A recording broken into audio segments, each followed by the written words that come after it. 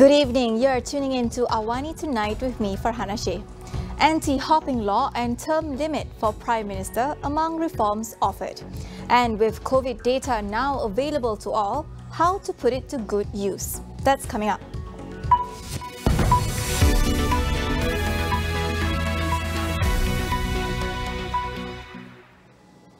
The government has agreed to implement administration and parliamentary reforms to restore political stability in order to tackle the COVID-19 pandemic and economic recovery.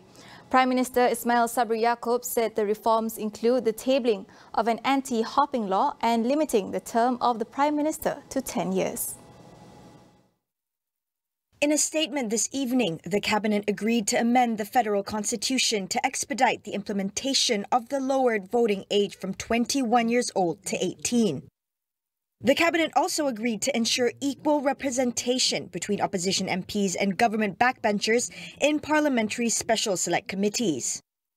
Among other reforms, to give greater recognition to the opposition members by including them in the National Recovery Council to share views and propose improvements. Opposition leaders will also receive remuneration and privileges equivalent to a minister.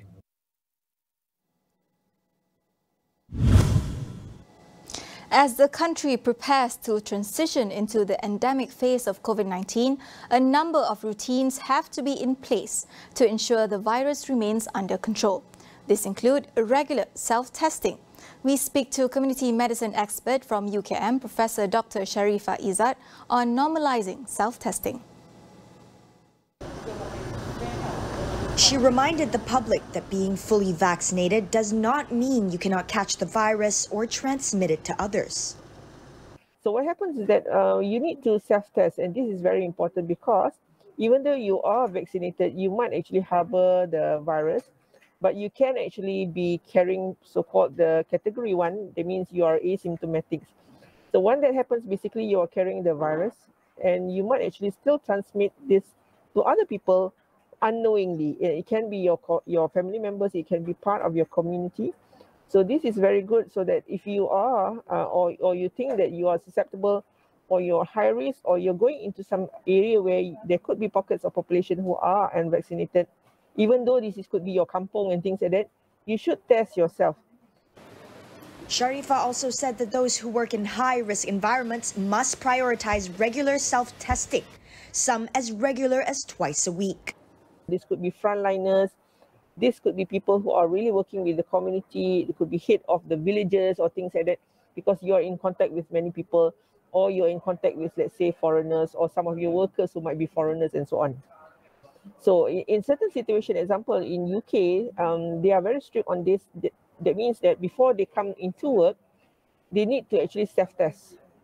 And that self-test is only valid for 48 hours to 3 days. So you need to do it, quite regularly before you come to work. And also you need to do it probably twice in a week. So to ensure that you're continuously negative.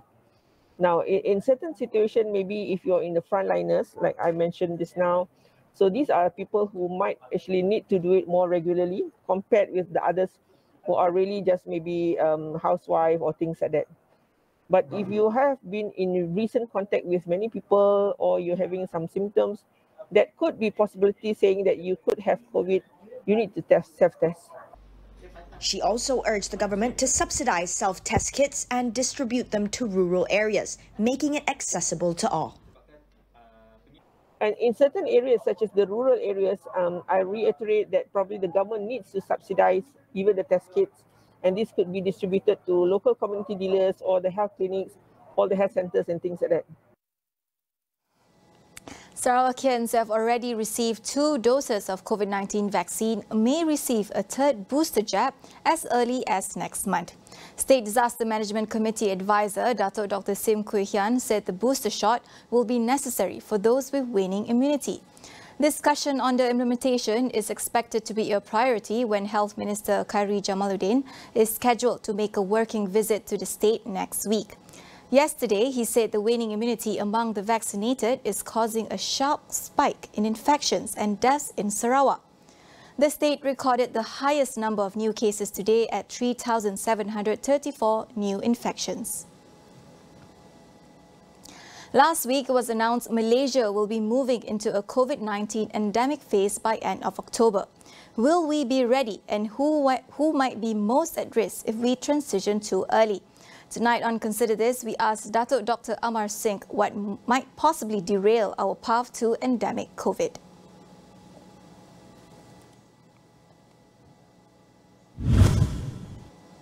Recognizing that suicide is not a crime will encourage those struggling with mental health issues to step forward and seek help. As such, Health Director General Tan Sri Dr. Nur Hisham Abdullah said the ministry supports efforts to amend the law to decriminalize suicide. Section 309 stipulates that whoever attempts to commit suicide or acts on the instruction of it can be punished to prison for up to a year, a fine, or both. He said the number of deaths caused by suicide had risen in the past year, particularly due to the COVID-19 pandemic, which has taken a huge toll on the people's mental health. As of July this year, there have been 638 suicide deaths reported to the police, compared to 262 cases between January and July last year. This is an increase of 143%. Syed Saddiq said Abdulrahman maintained his not guilty plea on 2 counts of money laundering charges involving 100,000 ringgit. Initially, he pleaded not guilty to the charges when read out for the first time at the Sessions Court in Johor Bahru on August 5th, before transferring the charges to Kuala Lumpur Court. On both charges, the former Youth and Sports Minister was accused of money laundering by transferring 50,000 ringgit on each transaction, believed to be proceeds of unlawful activities, from his Maybank Islamic Berhad account into his Amanah Saham Bumiputra account. Separately, he was also charged in the Kuala Lumpur Sessions Court on July 22nd for criminal breach of trust and misappropriation of over 1.2 million ringgit from his former political party. He was accused of withdrawing 1 million ringgit from the youth wing account without approvals from the party chiefs. His defence had also filed an application to transfer the case to the High Court. We'll take a short break. Stay with us.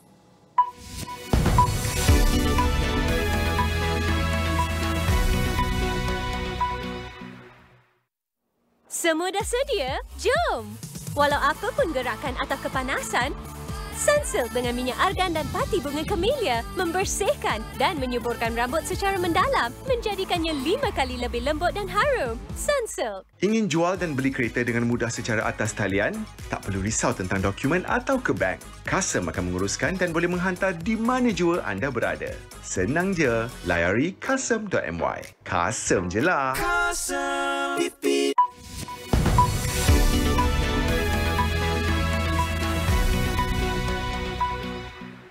Welcome back. In a bid to be more transparent, the Health Ministry has recently launched CovidNow, a one-stop website for all COVID-19 information, with a promise that more data will be shared to the public. How will the initiative assist in the country's overall COVID-19 management? We asked Public Health Specialist Assistant Professor Dr. Muhammad Farhan Rosli on how should these data be analysed. I think it's a good move from the ministry to actually start presenting data. And we have been asking for this for the past 1 year, saying that access to data needs to be open source and it needs to be available to the public so that they know what's really happening. But as we see with the data, when KJ spoke about a backlog of cases, that is the reason why the number of deaths are quite high in certain places that have high number of vaccination. This also is a major issue that needs to be tackled, because when you raise up issues of backlogs, such as reporting numbers of deaths, then you will start to question whether your reporting number of cases are also from the backlog, because now that enroaches into the question of data integrity. How accurate is the data to represent the time that the data is being stated at? It's important for the data to reflect real COVID-19 situations, said Dr. Farhan. With that information at hand, data can be used more effectively to predict upcoming challenges and measures to remedy them. The data that is being taken in, it has to be analyzed, and you have to use complex predictive analysis in order for you to actually be able to know what may happen, what is the likelihood of something happening in the next 1 or 2 weeks, because you have a treasure trove of data for the past 1.5 years. That data, if analyzed using the right tools, will be able to tell us where we're going to be in the next 1 week, where we're going to be in the next 2 weeks, which states need help in 3 weeks' time, so that we're able to deliver and put our resources to that area so that they do not go on brinking of collapse, such as what's happening in the northern states now. This data must be used really, really well to ensure that whatever we do has a sort of KPI or an indicator that we're trying to target. For example, if I say that in 3 weeks, the data will show that the cases will rise to X number, but we are going to be doing this, and this to ensure that it is only 50% of that. So which means that we have a 50% reduction through active interventions. Singapore will start offering vaccine booster shots to people aged 60 and above from next Tuesday. This will include residents of aged care facilities. They are required to have completed their 2-dose vaccination regimen at least 6 months ago. People who are moderately or severely immunocompromised are also encouraged to receive a 3rd dose. According to the Health Ministry, the group will receive a booster dose of mRNA vaccine. Currently, only the Pfizer-BioNTech and Moderna vaccines are authorized for the booster shots. Australia's daily COVID cases topped 1,900 for the first time since the pandemic began. Infections driven by the Delta variant continue to gain ground in its largest cities of Sydney and Melbourne. New South Wales, the epicenter of the outbreak, reported 1,542 new daily local cases, with 9 new deaths. Victoria State, meanwhile, logged 334 new cases, its biggest rise for the year. While Sydney and Melbourne in the east have been in strict lockdown, Western Australia has largely remained open for business behind its shut borders. If this is a cave, it's a pretty good cave. And we're certainly the most free and open society in Australia and perhaps the world. And we're doing very well economically. The state is facing growing pressure to open its borders, but McGowan said that Western Australia will likely be months behind the rest of the country. Nightlife has been thriving and huge crowds are turning out for sporting events. But a lack of concern about the virus is reflected in the lowest vaccination rate in the country at 36.3% for Western Australia. The national vaccination rate is over 40%. Japan's popular COVID vaccination minister, Taro Kono, announced his candidacy to lead the ruling party and, by extension, become the next prime minister. He becomes the 3rd candidate to throw his hat in the ring for the leadership of the Liberal Democratic Party, which opened up last week when Prime Minister Yoshihide Suga said he would step down. The former Foreign and Defence Minister is seen as a strong contender after leading public opinion polls as the preferred candidate to succeed Suga. The 58-year-old will be up against former Foreign Minister Fumio Kishida and former Internal Affairs Minister Sanae Takaichi in the race. This is Kono's 2nd attempt at becoming LDP leader. The head of the LDP is virtually assured of being Prime Minister given the party's dominance in Parliament. That is all we have for you on AWANI tonight. Get the latest news update on COVID-19 and COVID-19 vaccines from astroawani.com and the Astro AWANI app. I'm Farhana Sheikh. We'll see you again.